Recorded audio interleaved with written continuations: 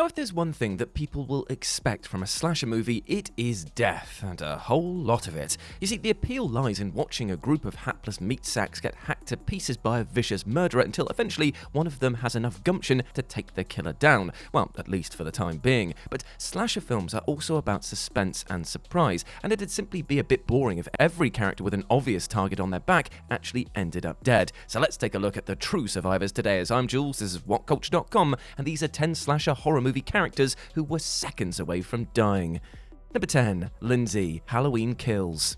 When it was announced that Kyle Richards would be reprising her role of Lindsay in Halloween Kills, a part that she originated as a child in John Carpenter's 1978 Halloween, the first question from many fans was, well, how is she going to die then? But while fellow returning character Tommy was indeed felled by Michael Myers, Lindsay just barely made it out of the sequel alive. It certainly wasn't for lack of trying on Michael's part though, as when Kyle attacks him with a sack of bricks in the movie's climax, he responds by grabbing her throat and shoving her against the nearby car. And Michael looks like he's about 2 seconds away from crushing Lindsay's windpipe, snapping her neck, or simply crushing her head to a sheer pulp, but she quite smartly decides to quickly rip his mask off. And as we all know, Michael's a bit particular about wearing his mask, and so immediately throws Lindsay to the ground whilst he puts it back on, giving her precious seconds to flee into the nearby woods and successfully hide. Number 9. Paul, Wolf Creek 2. Wolf Creek 2 sees another trio of young travellers being preyed upon by sadistic outback murderer Mick Taylor, with the only one of the three to make it to the end of the movie alive being British tourist Paul, but only just. To say that Paul has a near brush with death is quite the understatement. Early on, he's very nearly shot in the head by Mick's rifle, and the next morning his car is nudged off the edge of a steep hillside by Mick's truck. But things only get worse from there. You see, Paul is inexplicably relatively unscathed by the car crash, but as he turns back to the hillside, Mick decides to send the truck hurtling over it towards his position. Paul turns around just in time to see what's about to happen and runs clear mere seconds before the truck collides with his car, causing both to go up in a giant fireball. At this point, we're still only halfway through the movie, and Paul spends the rest of it having further close calls with Mick, including being captured and tortured. But at film's end, Paul catches a lucky break when Mick evidently loses interest and just lets him go. Though Paul is left mentally broken by his ordeal, at least he narrowly avoided brutal deaths several times over. Number 8. Sally, the Texas Chainsaw Massacre. As gutsy and resourceful as the Texas Chainsaw Massacre's heroine Sally is, her luck nevertheless seemed to run out at the film's end when attempting to flee her cannibalistic captors. Sally manages to escape from the Sawyer family clutches and make a run for it to the road outside their homestead, albeit with the Sawyer brothers giving chase. The hitchhiker is able to catch up to a wounded and exhausted Sally and starts slashing away at her with a knife in the middle of the road. But before the hitchhiker can finish the job, an 18-wheeler plows through the middle of the road and positively creams him, inadvertently saving her life. Sally then has to contend with the chainsaw-wielding Leatherface, but is aided by the trucker, who throws a wrench at Leatherface before he can strike at Sally, causing him to fall over and slice his own leg. And in her third and final close call inside of a hot minute, she leaps into the bed of a passing truck mere moments before Leatherface can grab her, finally getting to safety once and for all. Number 7. Rowan and Sunaran, Jason X. Now, Jason X ends with the movie's two remaining human characters, Rowan and Sunaran, attempting to escape a cybernetically enhanced Jason Voorhees by evacuating to a shuttle. But various attempts to keep Jason busy while they flee, including distracting him with a holographic simulation of Camp Crystal Lake, ultimately fall apart. Jason starts marching towards the escaped vessel to make short work of the pair when all of a sudden a third human survivor, Brodsky, played by Peter Mensa, shows up in an EVA suit and attacks Jason, allowing the others to get free. But it doesn't even end there. The ship explodes, improbably catapulting Jason towards the escape pod. Yet just as Jason approaches, he's intercepted and tackled out of the pod's way, sending both into the atmosphere of Earth 2, where they're incinerated by the planet's atmosphere. Jason X may be a fundamentally insane movie, but at least our heroic pair made it through the final stretch, even if it did have to come with an epic save from one of their former teammates. Number 6. Gail Weathers, Scream 4. The Scream franchise sure as hell loves its near-miss character deaths, and by the fourth film it had perhaps become a little tired seeing Dewey inexplicably survive yet another stabbing from Ghostface. But Scream 4's climax very nearly saw Dewey's wife Gail bite the bullet, when the film's remaining killer, Sydney's psychotic cousin Jill, got the drop on her.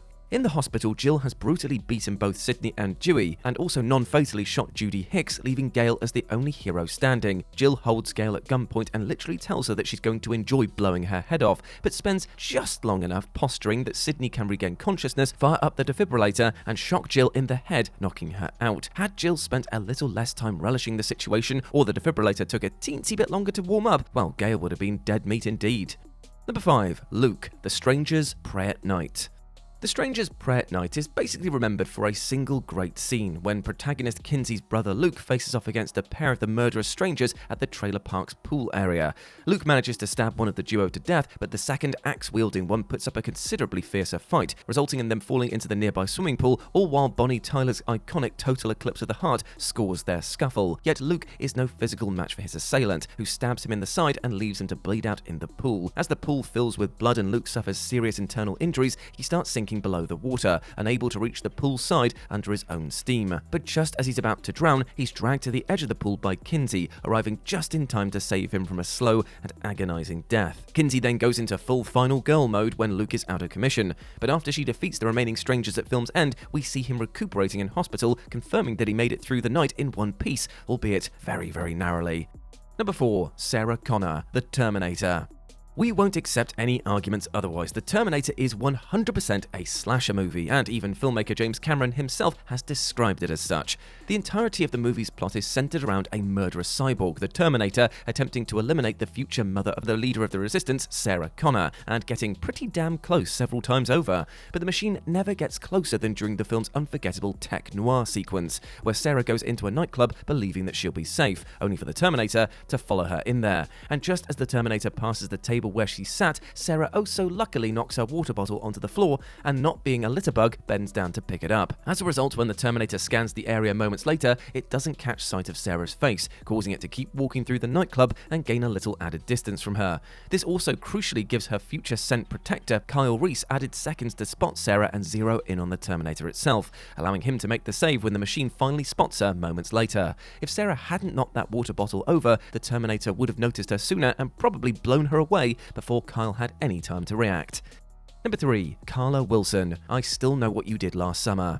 It's safe to say that few predicted Carla to survive I Still Know What You Did Last Summer, given the horror genre's historically uncharitable treatment of black characters and also not great survival record of Julie James's friends. But Carla just barely survives the events of the film, despite being viciously attacked by the returning vengeful fisherman Ben Willis. As Carla and Nancy look for a first aid kit, Nancy leaps in front of Carla just as one of their friends appears before them, having been fatally harpooned. At this point, they fall on top of Nancy, leaving her defenseless as Ben drives the harpoon down through their corpse and into her own body, killing her. As for Carla, well, Ben slashes at her, sending her flailing through a glass door to her apparent death. But at the very end of the movie, it's revealed that Carla in fact survived her hit and run with Ben, and for two clear reasons. Ben got sloppy and didn't finish her off, and Nancy inadvertently saved her life by jumping in front of her. If Nancy hadn't done that, then their former friend would have surely fallen on Carla instead, and she would have presumably received the aforementioned harpooning.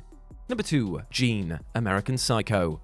Unhinged yuppie serial killer Patrick Bateman murders a whole lot of people throughout the course of American Psycho, if you take the movie at face value at least. Yet one incredibly lucky near victim is Bateman's secretary, Jean. Jean is one of the few decent characters that we meet throughout the story, a rare innocent person in Bateman's circle who he nevertheless invites over to his apartment with the intent of butchering her. While Jean, who has serious feelings for Patrick, sits on his sofa nervously having a drink, she has no idea that Patrick has grabbed a nail gun and is holding it mere inches away from her head. Patrick literally places his finger on the nail gun's trigger, ready to squeeze it, when he's interrupted by a voicemail message from his fiancée, at which point he's totally thrown off his game and thinks better of slaughtering his kindly secretary. A rare moment of compassion from Patrick? Well, not so much. Had his fiancée not left that well-timed message, he clearly would have painted his apartment with Jean's brains.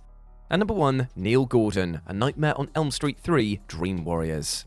The cult fave third entry into a Nightmare on Elm Street franchise is perhaps best remembered for killing off original series heroine Nancy Thompson, yet ended up leaving a considerably less expected character alive. Dr. Neil Gordon is the psychiatrist caring for the young patients being terrorized by Freddy Krueger, and in the film's climax, he teams up with Nancy's father Donald to find Freddy's remains and finally put him to rest. But this results in the pair being terrorized by Freddy's reassembled bones, the skeletal figure first killing Don by impaling him and then beating Neil unconscious with a shovel before covering him in dirt. Yet Freddy impatiently leaves the scene to continue attacking the other heroes, his expedience seemingly getting the better of him, given that Neil is later shown to have survived his attack. Furthermore, he eventually performs last rites on Freddy's remains, putting him to rest, albeit only until the next movie. Geez, Freddy, if you spent just one more second caving that guy's head in with that shovel, your defeat might have been utterly avoided. And there we go, my friends. Those were 10 slasher horror movie characters who were seconds away from dying. I hope that you enjoyed that, and please let me know what you thought about it down in the comment section below. As always, I've been Jules. you can go follow me over on Instagram, where it's at RetroJ, but the O is a 0. Hope to see you over there, my friends. But before I go, I just want to say one thing. Hope you're treating yourself well with love and respect, my friends, because you deserve all the best things in life, like love, happiness, and success. And do not let anything or anyone else tell you otherwise, alright? You're a massive ledge, and you deserve the bloody best. As always, I've been Jules. You have been awesome. Never forget that, and I'll speak to you soon. Bye.